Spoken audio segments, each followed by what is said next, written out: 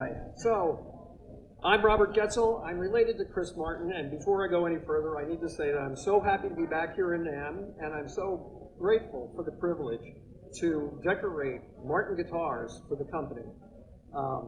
And, you know, my Martin colleagues, they always support these endeavors, and I can't tell you how much I appreciate that. A fellow asked me what I do for the company, and I struggle sometimes when people ask me that.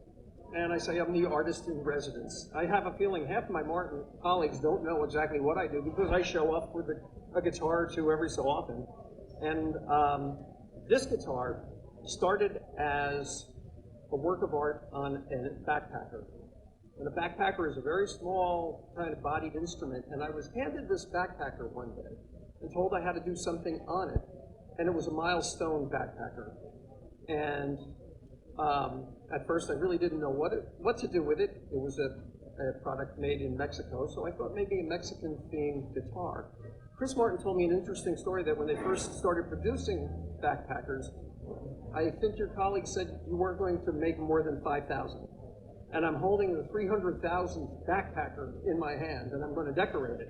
And that was pretty intimidating. So I came up with this sort of sugar skull, butterfly wing kind of motif because I wanted to, it was a small body guitar and I wanted it to be striking.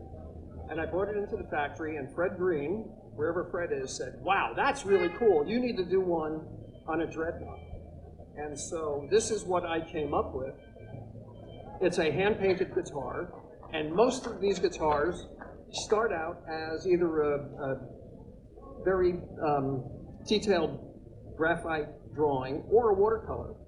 And sometimes I'll show them to Chris Martin as they're a work in progress. And I was doing this motif with the candy skull and buckeye butterfly wings. And normally, when I send a beautiful piece of artwork off to Chris Martin, he sends me back a text that says, cool, nice. I got a text back from him that said, we need to talk. And I thought, oh no, what is going on?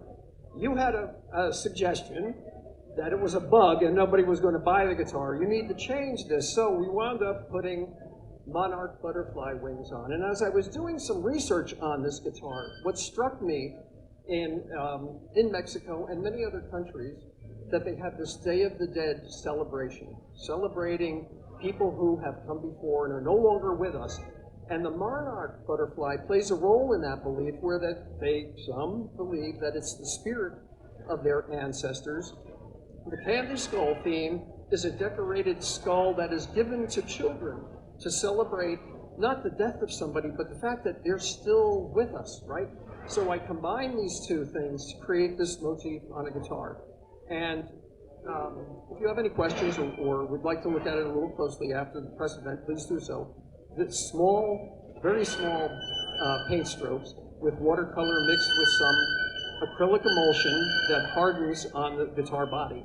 And what I most consider the most important thing is that I have to realize, first of all, that the canvas has a big whopping hole right in the middle of what I want to do, and a bridge, but most importantly, the Martin name is on the headstock. My name is up under here somewhere.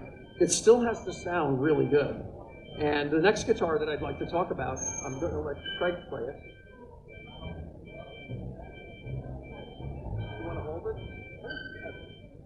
So I usually come up with an idea on my own, but one of my esteemed colleagues and somebody who I've been working with for about 16 years, Tim Teal, suggested we should do a koi fish guitar. And that opened a unique door for me because now that sound hole and that bridge, even though it's sort of right in the middle of my beautiful canvas, I can now design fish to go around it as if they're actually swimming around the body of the guitar.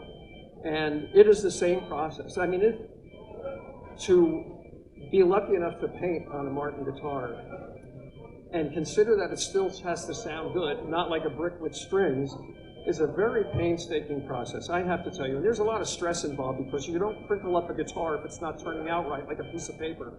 You keep struggling through it. Somebody told me that they thought this was one of the best things I've done. I hope you folks think so. I'm so happy to be decorating these guitars, and I thank you for the support as well. So Craig is going to play it. It doesn't sound like a brick.